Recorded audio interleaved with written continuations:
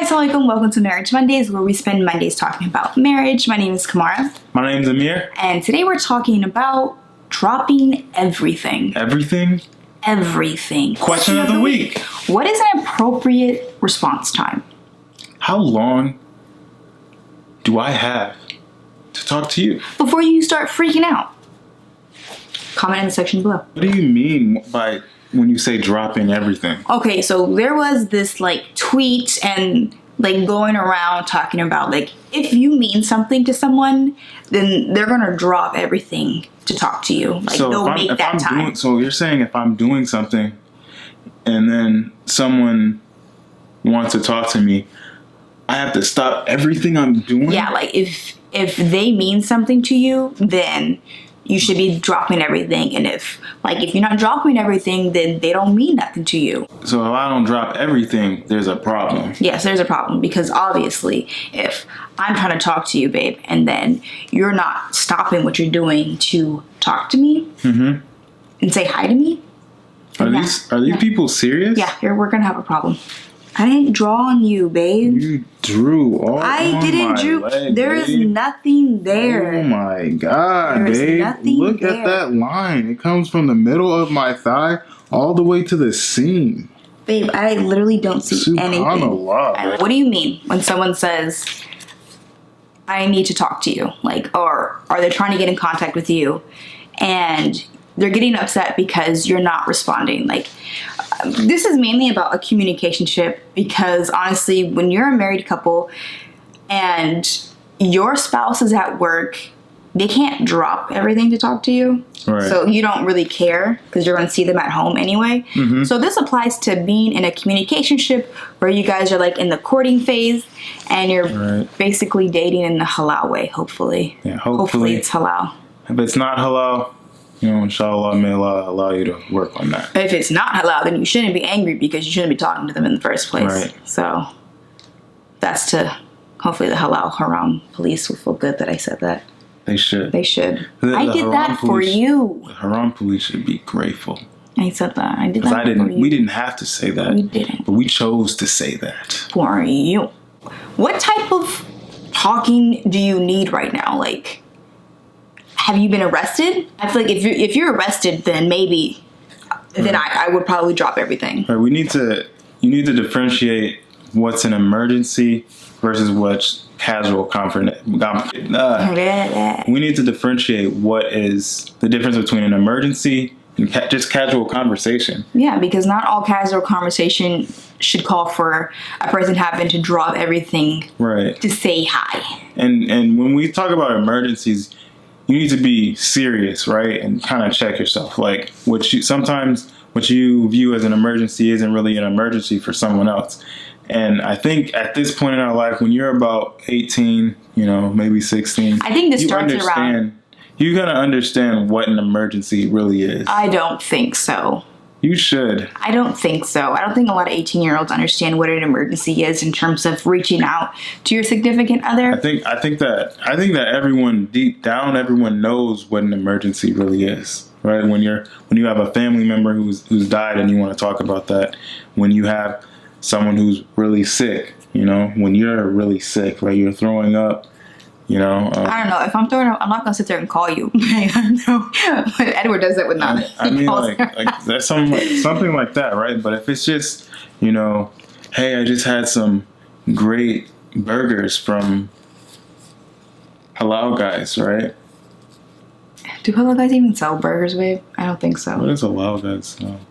Fast food, Indian, South Asian. That stuff isn't even good. I never eat there. Yeah. Yeah. So, do you think that I should drop everything I'm doing to talk about how good your burger is? I'm starving. You could have Venmo'd me some money. When you're expecting your partner or the person you're talking to drop everything, you have to understand that if it's not, what's the word I'm looking for? Pertinent? I don't know. What's the definition of pertinent, baby? You can't be saying big words. Super important. Yeah, something if it's not of the utmost importance. Yeah, if it's not super important, then you can't expect them to drop everything, and you cannot get mad at them if they're not dropping everything just to talk to you. You know, because this could constitute as emotional abuse. You're guilt tripping somebody to talk to you when they're not able to. Like, if someone is studying for an exam, you shouldn't talk to them. Like, let them study. If someone is spending time with their family, especially if it's family members that they haven't seen in a while, leave them alone. Let them be. Don't make them feel guilty for taking time out for themselves to talk to their family, especially if they talk to you a lot. Like, if this person spends like hours every day talking to you, and then they take time for themselves, and then you're like, wait, you're supposed to care for me, okay? You're supposed to love me, okay? You're supposed to talk to me. Every day, like talking with someone every day is actually very exhausting, especially if you're not, like, for us, we're married, right? So we see each other every day. We talk to each other every day.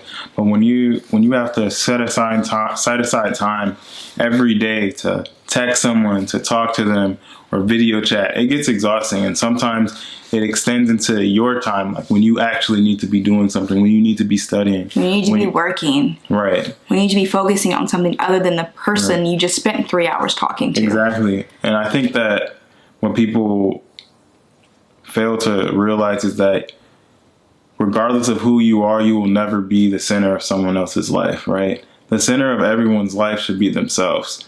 And if you're not the center of your life, I mean, you need to look at yourself and figure out why you're not, because everyone should be looking out for number one. Yeah, you need to make sure you are healthy, you are happy, you are mentally, stable. You want to make sure that you are all of these things. And if another person is coming to you and trying to take away like one of those things, that's a red flag. That's a sign. Like texting and talking and video chatting, like all this stuff, like every day becomes exhausting. Not only that, but it can also lead to like haram conversations, because you're spending every day talking to this person and you're getting more and more comfortable, and that barrier between you and the person starts to fade away, and the shyness starts to fade away, and conversations about certain things, even if it's not haram, even if it just like borderline haram, that's how it always starts. And the more you talk, the more the more you talk unsupervised, the more you talk alone, the chances become higher. The higher the chances are of haram activity taking place, like haram talking. These things happen. Like, one day you're talking about marriage, and the next day you're talking about what you find physically attractive for that person. That just leads to some more haram stuff. You're talking about, like, oh, do you work out? And then you start talking about, well, what do your legs look like? Things like that. Yeah, what do your chest look like? Definitely when you're having extended conversations and you're conversating a lot, you should be more cognizant of what you're talking about. As she said, it can lead to things that you don't or shouldn't be talking about or saying. Exactly. And back to the original point of someone making you feel like if you don't drop everything, then they're not important to you. You can love someone and care for someone and not be overbearing. Yeah, not be overbearing. Of course, when you're getting to know somebody for marriage, definitely make time for them. Definitely show them that you're interested in them. You shouldn't make it as though if they don't talk to you right now, then they're not the one for you. Because that's not what it is. Another thing that you should think about is that you don't actually have any rights over that person, right? They literally have zero obligations to you in a communicationship. Yeah. Right. I guess I would be glad, but if you have a boyfriend or girlfriend, you kind of feel like you have like some type of obligation to this other person, but you literally don't. Like, there's no reason why I have to extend an olive branch towards you, like I could legit just stop talking to you if I wanted to, and it would be, there's no consequence. I don't have to wait for you to have a menses. I don't have to check to see if you're pregnant. I don't have to do any of that, right? If I stop hopefully you don't have to check to see if they're pregnant. Yeah, hopefully. Oh man. Hopefully. And a marriage is different. Like, you have rights. Like, Allah has given spouses, like spouses' rights. You can't just like ignore your spouse, right? Like, you can't just do things like that. One thing that you do have the right to is your feelings, right? Regardless of any situation, you're always gonna have some type of feelings towards a thing, and you can't some people can't hide their feelings, but you also can't ignore them, right? So if you're feeling a certain type of way, right, you don't have to attack someone, like if like say they ignore you, right, and then Wait, ignore you, or they just don't have to? they don't have time. They ignore you. I mean, it's no, it's different. Someone who doesn't have time when someone ignoring you is different. But when someone does not communicate with you, right? When they don't, reciprocate communication to you, it means that you have been ignored, right? And whether they get back to you or not, in that moment you've been ignored. So you have a reason. You can't hide your feelings, right? You're gonna have these feelings, but in the way that you approach them about what happened is the thing that matters, right? If you ask them, like, you know, I messaged you when something was going on, or I just wanted to talk to you about this or that, what was going on, like were you busy? And then they'll tell you what they were doing, or they may make up an excuse, whatever. But you don't have to attack someone and make them feel like you're over them, because that can be detrimental to a relationship, to a future relationship. And it's definitely detrimental to a communicationship, because you're not just going to talk to me any kind of way. To sum it all up, don't expect people to drop everything for you, because people have lives. And it doesn't mean that you're not important. It just means that they cannot get to you. Don't expect them to get to you when you feel like you need that attention, because sometimes people can't meet your needs, you know? Sometimes people got things to do, and you're just not the top priority, and you shouldn't be someone's top priority.